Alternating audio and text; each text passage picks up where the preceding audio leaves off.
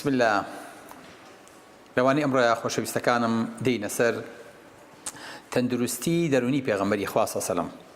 بزانین پێغەمبەری خوا صلی الله علیه و سلم لەگەڵ ئەو هەموو فشار و زەخت و کێشمەکێشم و دەربەدەری و مەشاکیلانی کە بەسەریا هات هەر لە منداڵیەوە باوکە بمرێ دایکە بمرێ باپیرێ بمرێ بچیتە دەرەوەی شار بە فەقیری بژی شوانی بکەیت دوایی کچت بمرێ کوڕت بمرێ ئامۆزات بمرێ مامت بمرێ لە وڵاتی خۆ دوور بخرێتەوە ئەو هەموو دوژمنە و لە منافقون و لە یەهود و لە ئەهلی کتاب هەبێ ئەو هەموو خەڵکە شەڕە پێ بفرۆشێ ئەو هەموو کێشەی اقتصادیە بەسەر تا بێ تۆهمەت لە ماڵەکەی خۆتا بۆ دروستکەن کێشە و مشاکل ڕۆژ بە ڕۆژ ڕوو تێ بکا پێغەمبەری خوا صلی الله علیه و سلم ئەبۆیە چی بکردایە بەرامبەر ئەمانە واللهی غیری پێغەمبەری خوا بۆیە صلی الله علیه و سلم هەر کەسێکی تر بۆیە شێتە بوو بەڵام زانین پێغەمبەری خوا صلی الله علیه و سلم هیچ کاریگەریەکی تەندروستی دەرونی هەبوو لەسەر یاخود ئێمە ئەبێت چۆن بین تاوەکو وەکو پێغەمبەری خوا بین صلی الله علیه و سلم.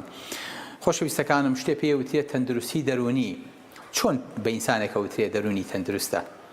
یەک ئەوەیە کە ئینسانێک بێ بتوانێت تەبا بێ لەگەڵ ذاتی خۆیە ڕقی لە خۆی نەبێ ڕقی لە کردەوەکانی خۆی نەبێ خۆی بناسێ خۆی خۆش بوێ بە معنای ئەنانیەت نا لە کارەکانی خۆی ڕازی بێ لەگەڵ کۆمەلگاکەیە عیلاقەی خۆش بێ دایمە دەم بە پێکەنین بێ خۆی بە خاوەنی خەڵک بزانێ خۆی بە خزمەتکاری خەڵک بزانێ لە ناخیا ئاسوودە بێ دڵی مرتاح بێ لەگەڵ سیراح و کێشمەکانە بژی تاقە و توانای بەکاربێنێ مەوهیبەکانی بخاتە گەڕ لەگەڵ موشکیلەکانە بەسەریان ئازاڵ بێ هەموو ئەو سەدمانی یەنە ڕێی پیانێت و سەلەیەکی مهمەلاتی هەبێ زۆر لە کێشە و مەشاکیلەکان زۆر لە دژایەتی خەڵک و خراپەکاری خەڵک بەرامبەری خۆی بخاتە ناو سەلەی مهمەلات و لەبیری چێتەوە.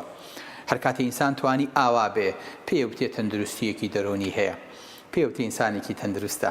زۆر ئینسانمان هەیە لە ڕووی لاشەوە تەواوە هیچ عیبێکی نییە خوا هەڵناگرێ جێ حەسەدە بەڵام سوبحانەڵڵا ناخار و خاوە ئەی بینیت حەسوودی پێ بێڵی ماشەڵڵا لەم جسم و لەم هینا هەتا ئیساکەنە لە کاوت عەمەلیاتێ نەکراوم هەتا ئیساکەنە لەم تەمەنەیە من تەمەنم 70 ساڵە زەخت و شەکرە و نەخۆشیەکەم نییە کە مزمین بێ بەڵام هەستەکەی لە ناخەوە چەند نەخۆشە هەستەکەی چەند ماندووە هەستەکەی چەند ڕووخاوە بەڕاستی ئەمە نەخۆشیە.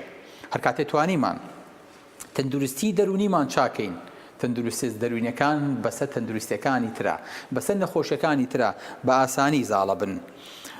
ئەبینیت شتێکمان هەیە پێوتێ سایکۆسۆماتیک طبە شتێکمان هەیە پێوتێ نەخۆشی دەرونی کە تەسی لە لاشاکە ئێوازانن زۆر لە نەخۆشیەکانی پشت بەهۆی دەرونیەوەیە ئێوەزان زۆر جار ئازاری شان و مل بەهۆی دەرونیەوەیە ئێوەزان زۆر لە نەخۆشیەکانی سەر و سەریەشە دەرونیە ئێوەزان نەخۆشیەکاڵە کاکتۆر کۆڵۆنم هەیە دەرونیە ئێوەزان قورحەی مەعیدە و دوانزەگرێ زۆر جار بەهۆی دەرونیەوە ڕوەدا ئێوەزان زەختی ئینسان بەهۆی دەرونیەوە بەرزەبێتەوە.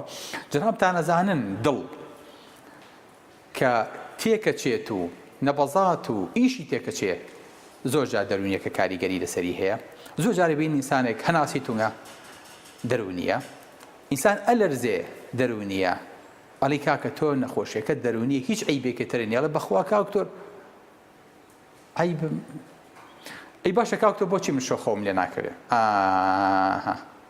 خۆت ئێستا دەستە خستە سەبرینەکە باوکی من تۆ خۆت ئەڵێ خەوم لێ ناکرێ بۆ خەوت لێ ناکرێ پرسیار لە خۆ کردووە کەواتە ئەمە نەخۆشی نییە بەس تۆ لاشە وا لێ کردووە مێشک دواتەوە بکەیت کردووە لە هەموو شتێکە ترسی لە هەموو شتی ئەسڵەمیتەوە بۆیە ئەو نە قەلەقیت ئەو نە خەمۆکیت کاریگەری لەسەر هەموو لاشە دروست کردووە.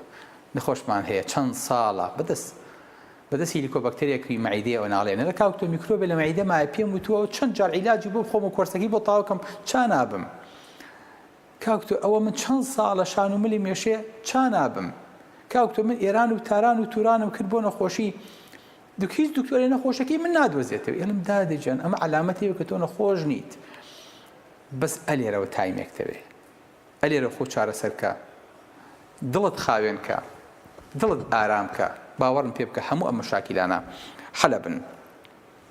نەخۆشی دەرونی خۆشەویستەکە ما نەزانیت واللهی ئەوەی نەخۆشی دەرونی ئیکە لە شتێکی بەسیت و ترپە ترپی دڵەوە حتا وەکو سەرەتانەکە بەروان تەسەور نەکەن وڵە بڵێ وڵا نەخۆشی دەرونی کێشەی پێست دروست ناکە، کێشەی سیەکان دروست ناکە، کێشەی مێشک دروست ناکە، کێشەی دڵ دروست ناکە. تەسەور نەکەن ئەگاتە حەدی نەمانی جنس و پیاوەتی لە ئینسانە هیچیش نییە.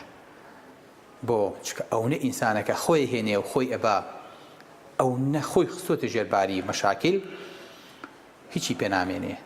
وەختێک ئەزانی ڕووخا و پەڕۆیە کەول و ئەرزەیە کەوتووە. بۆیە هەر کاتی ئینسان ئاوا بوو خۆشەویستەکەم مەفروضە بە خۆیان بچێتەوە هەتا ئەمەی چارەسەر نەکا بە دوای شتی تران نەڕوا، چونکە ئەمە بەڵاو موسیبەتەکانی سەر ئینسان زیاتر و زیاترەکە. واز لە خەمۆکی بێنن، واز لە قەلەقی بێنن. بۆیە مجارێ پێغەمبەری خوا صلی الله علیه و سلم دعایەک لێ فەرموو اللهم إني أعوذ بك من العجز والكسل وأعوذ بك من الهم والحزن وأعوذ بك من الجبن والبخل. خی گەورە پەنات لێ ئەگرم لە کەئابە، لە خەمۆکی، لە نەخۆشی. دوعای تایبەتمان هەیە پێغەمبەری خوا صلی الله علیه و سلم بۆ خەمۆکی کردووە بۆی کە ئینسان توش نەبێ، چونکە بارەکە ئەو نە قورسە لەسەر ئینسان. پێغەمبەری خوا صلی الله علیه و سلم جیاوازی بوو چی بوو لەگەڵ خەڵکە، لەگەڵ ئەم هەموو فشارەیە پێغەمبەری خوا بۆ بەرگەی گرت، چکە خۆیە فەرمێ من جعل الهموم هما واحدا، ئەوەی هەموو خەمەکانی کرد بە یەک خەم، خەمی قیامەتی بوو، هم آخرەتی کەفاه الله هم دنیا. هەموو خەممەکەی ئەوەیە کە مۆبایلێکی جوانی پێبێ، ماڵێکی خۆشی هەبێ، سەفەرێکی خۆشکە، تەبابێ لەگەڵ مێردەکەیە، دوو مناڵی جوانی هەبێ، واز دەبانە بێنە. علاقی خۆت، پەیوەندی خۆت لەگەڵ خوای گەورەیە ڕاستکەرەوە، خەمی قیامەتی خۆت هەبێ، پەڕەیەکی سپی لەگەڵ خوایە هەڵبەرەوە، بزانە خوا چی بۆ ناکە.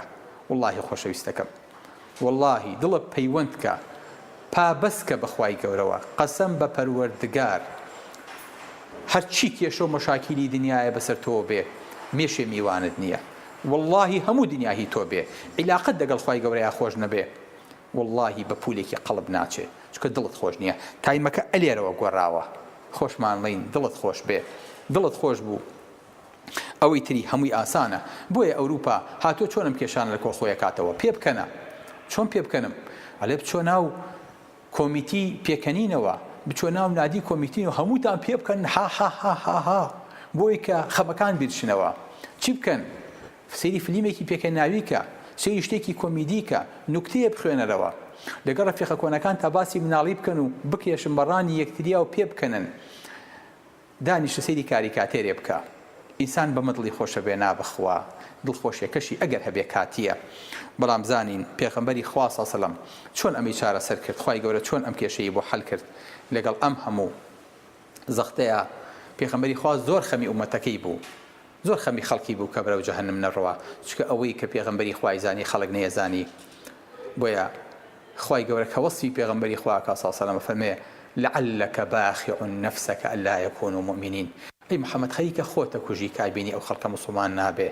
فلعلك باخع نفسك على آثارهم إن لم يؤمنوا بهذا الحديث أسفا. أي محمد خەریکە خۆتە کوژی. خوای گەورە اینجا دڵێ داتەوە فەرمێ ولا تحزن عليهم ولا تك في ضيق. ئەی کوڕی محەممەد خەفەت مەخۆ، ئەو نەمەنیشە لە ژێرباری ئەمە، ئەو مەکرەی کە ئەیکەن لای ئێمەیە. قد نعلم إنه ليحزنك الذي يقولون. وڵ ئێمە ئەزانین تۆ خەفەتە خۆی بەمە، بەڵام ئەی محەممەد خەفەت مەخۆ. ولا تحزن عليهم ولا تك في ضيق مما فلا تذهب نفسك عليهم حسرات. ئەم هەموو ئاەتە لەسەر دڵی پێغەمبەری خوایەتە خوارەوە، لەسەر نەفسیەتی پێغەمبەری خوا کە خوای گەورە نایڵێ پێغەمبەر خەفەت بخوا. دڵی پێغەمبەری خوا ڕائەگرێ صلی الله علیه و سلم، ئەبینی پێغەمبەری خوا نەفسیەتی وا بەرزە بێتەوە کە کافرەکان گوێنی پێ ئەدەن. پێغەمبەری خوا ناوی محەممەدە، یعنی سوپاسکراو، ئەوان ناوەکەی ناڵێن، ئەو نڕقیان لە پێغەمبەری خوا صلی الله علیه و سلم. ئەمیش خەریکە خۆی بۆ ئەمانە توێنێتەوە خۆیە کوژێ لەبەروی کە ئەمان مسلمان بن. ئەوان پێڵێن مذەمەم، محەممەد نا، یعنی زەمکراو، یعنی قێزەون. لە کاتێکا جوێن بە پێغەمبەری خوادن ئەلێن مذەمەم وای کرد، مذەمەم وا هاو، مذەمەم وا ڕۆی، ئەو قێزەونە، ئەو قێزەونە. پێغەمبەری خوا صلی الله علیه و سلم سەیری چۆن خۆی لەم حاڵەتە دەرونیە لا ئەدا لە باتەی بچێتەوە ماڵەوە بڵێ خەدیجە جۆ لێچین پێڵێن، من دەستیان ئەگرم بۆ بەهەش کەچی جوێنم پێدەن، کەچی مزەمەمیان لێ گرتومەکتەوە کردویانتە بە ناو ناتورەیەکی ناشرین. ئەفەرمێ ألا تعجبون كيف يصرف الله عني شتم قريش ولعنهم. يشتمون مذمما ويلعنون مذمما وأنا محمد نابيني خوا چون جوێن و تەعنە و تانەی کافرەکانم لێ لا ئەدا هی قوڕیشم لێ لا ئەدا ئەوان جوێن بە مذەممە دەن منیش محەممەدم یعنی ئەوان چۆن بە کەسێکی ترە دەن لەگەڵ منیان نییە پێغەمبەری خوا ناڕوخێ بەمە لەگەڵ ئەم هەموو دژایەتیە پێغەمبەری خوا صلی الله علیه و سلم گەورە ئەبێ و بەرز دەبێتەوە و نەفسیەتی مستەقڕە وەکو ئەوەی کە خوای گەورە بۆ مەهامێکی گەورە دروستی کردووە. خۆشەویستەکانم لە جامعەی هافرد بەحس کراوە ئەو ئافرەتانەی تەنانەت لە هەفتەیەکە یەک جار ئەچن بۆ نوێژی جەماعەت لە سا 33 نیسبەی مردنی کتوپڕیان و سەرەتانیان کەمتر وەک لەو ئافرەتانی کە ناچن. لەوانەیە کەنیسە بێ ئەمە، لەوانەیە مزگەوت بێ، لەوانەیە شوێنی عیبادەت بێ، هەتا وەکو ئەو حەددە ئینسان کاریگەری عیبادەت هەیە لەسەر لاشەی بۆیە منەظەمی سیحەی عالەمی ئەڵێ ئینسانەکان ئەگە بیانێ مرتاح بن ئەبێ پابەندی دین بن، شتێک هەبێ دڵیانی پێخۆش بێ. ساڵی 2011 ڕێژەی ئەو کەسانی کە خۆیان کوشت 1 ملیۆن کەس بوون. واقعتە بە قەدەر شارێکی کوردستان 1 ملیۆن کەس لە یەک ساڵا خۆیان کوشت. لە هەر 40 سانیەیەکە ئینسانی خۆی کوشت، لە ڕۆژەکەیە 3000 ئینسان خۆی کوشت. بۆ مەلەزە نەبوو ها، کەسیش نەبوو بەژێدار و پەردووە، بەس خەڵکەکە خۆی کوشت. ئەی لە ساڵی 2020 چیمان لێ بەخێر؟ لە ساڵی 2020 تا ڕێژەی ئینتیحارەکاتە 1 ملیۆن و نیو، واتە لە هەر 20 چرکە ئینسانە خۆی کوژێ. بۆ ئەوەی ئینسان خۆی بکوژێ و دەستی بچێتە خۆی مەفروزە 10 محاولە تا 20 محاولە بکە بە فاشیلی اینجا دەستی ناچێتە خۆی، پاشەکشە ئەکا ئەوێت بیتەقێنە و نایتەقێنە، ئەوێ ئاگت بەراتە خۆی تو نای کا پەشیمانە بێتەوە. کەواتە لە هەموو چرکەیەکە، لە هەموو دوو چرکەیەکە ئینسانێک ئێستا چەند ئینسانێ محاولەی ئینتیحاریان کرد لە کاتی ئەم قسانی منە.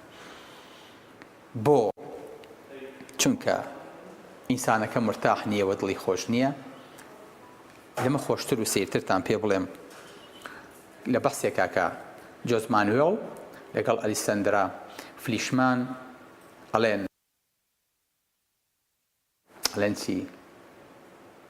دەگە فراوانی عالەمی ئیسلامیە ڕێژەی ئینتیحار و خۆکوشتن لە عالەمی ئیسلامیە نزیکە لە 0 مقارنەتەن بە وڵاتانی تر.